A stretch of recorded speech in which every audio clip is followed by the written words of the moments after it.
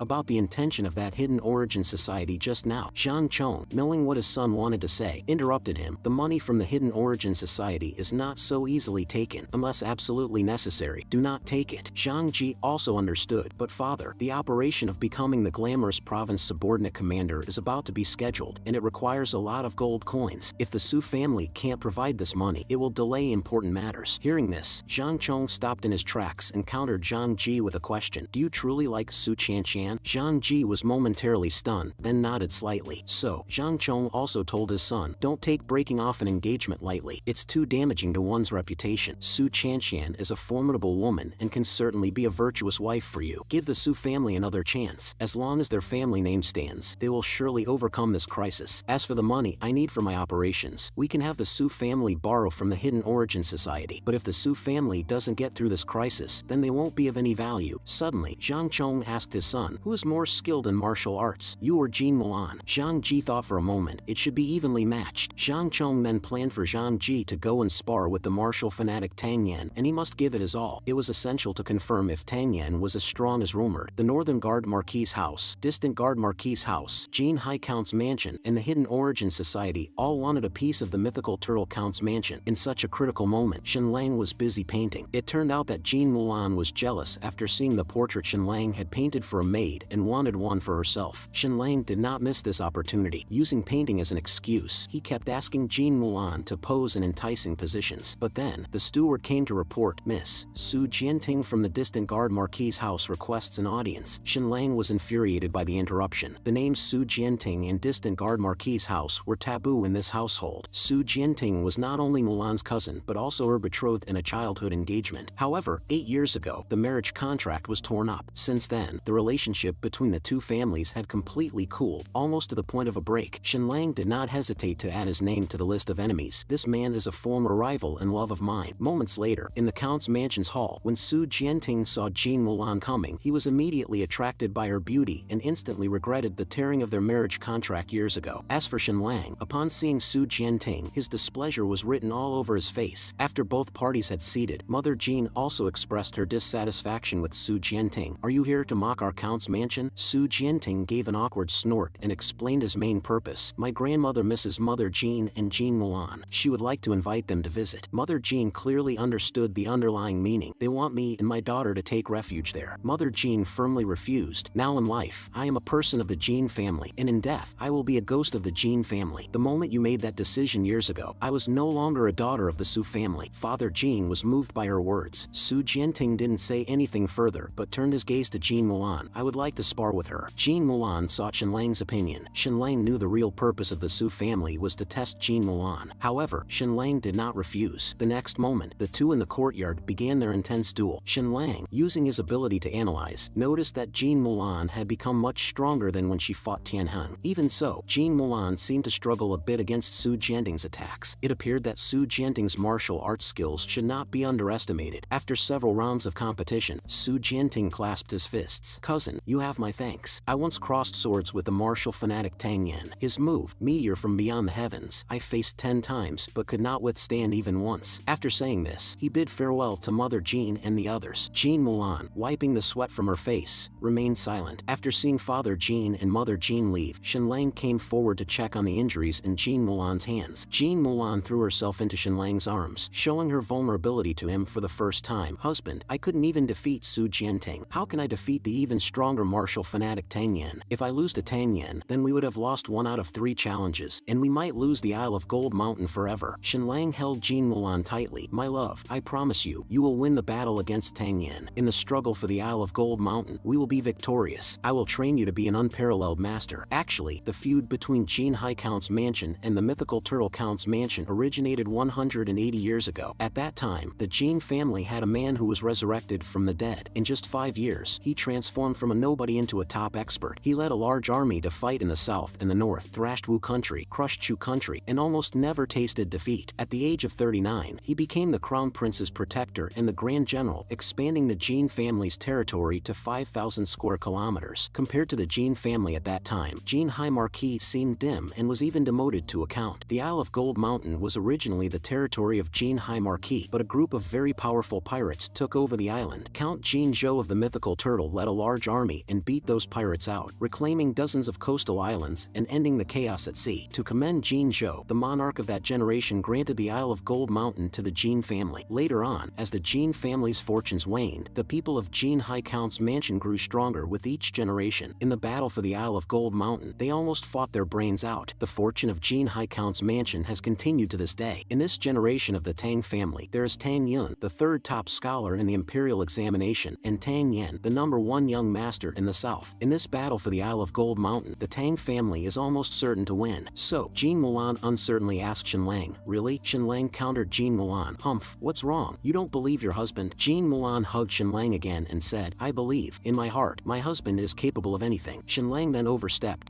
Then, my lady, you might as well not close the window when you bathe tonight. Your husband definitely won't peek. This made Jean Mulan immediately leave Shenlang's embrace, visibly annoyed. It was so romantic just now, and you had to ruin the mood thinking about those things. Inside Peaceful Stability Marquis' mansion, Peaceful Stability Marquis was originally discussing the profits after dealing with the mythical Turtle Count when suddenly his 3rd son rushed in to tell him, Lin Zhua has rabies and is bound to die. Moreover, Lin Zhua, who showed symptoms, not only bit me but also infected a few women in the house at some point. Enraged, Jing and Marquis had all the infected people captured, including his own son and concubines. Wu Zhaoyin, who was in charge of the capture, glanced at them and then ordered the guards to act. The next moment, torches ignited the wood, and then the door was sealed shut. They intended to burn the oxygen to suffocate everyone to death, but unseen by others, Wu Zhaoyin revealed a satisfied smile. So it really is rabies. What a good method. This time, so many of Wu Zhaozhong's family members died, saving me a lot of effort. The next day, outside the mythical Turtle Count's mansion, on a small path patrolled by Jean Sword Lady, Lin Zhua was lying in ambush. He felt that Shenlang seemed to care a lot about this woman, so he decided to capture Jean Sword Lady, not only to torture her severely but also to infect her with rabies. Unexpectedly, in the next moment, a long sword pierced his heart. Struggling, he turned his head and saw Peaceful Stability Marquis' adopted son, Wu Yuanbao. Because of you, out of the Count's 9 sons, 3 have died, and among the 13 concubines, 4 have died. So, Lin Zhua's fate need not be mentioned. Meanwhile, at Jin High Count's mansion, they also received a challenge for a duel from Zhang Ji. The absent-minded man in front of them was the famous martial fanatic Tang Yan. Jin High Count told him that he must give his all in this match. Tang Yan absent-mindedly responded. His gaze was fixed on an ant on the table, admiring its strength to lift over 50 times its own weight, something he couldn't do. If he could learn this technique, his martial arts would advance further. A moment later, at Jin High Count's martial arts competition arena, although Zhang Ji had always been outmatched by Shenlang, he was still very strong. He passed the martial scholar exam at 17 and became the commander of the mythical Turtle City's defense army in his 20s, holding the rank of guerrilla general. Upon arriving in mythical Turtle City, he immediately challenged Tian Heng and defeated him with one move. However, facing Tang Yan's meteor from beyond the heavens, a move used millions or even tens of millions of times, Zhang Ji tasted defeat, being thrown out with serious injuries on both arms. Tang Yan didn't even glance at him, continuing to ponder how to learn the ant's technique. Afterward, Zhang Ji returned to his father's side, clenching his teeth to report the outcome. 14 years practicing only this sword technique, truly invincible. Zhang Chong laughed upon hearing this. In the battle for Isle of Gold Mountain, the mythical Turtle Count's mansion is destined to lose. If the Su family really falls through, then breaking off the engagement is the only option left.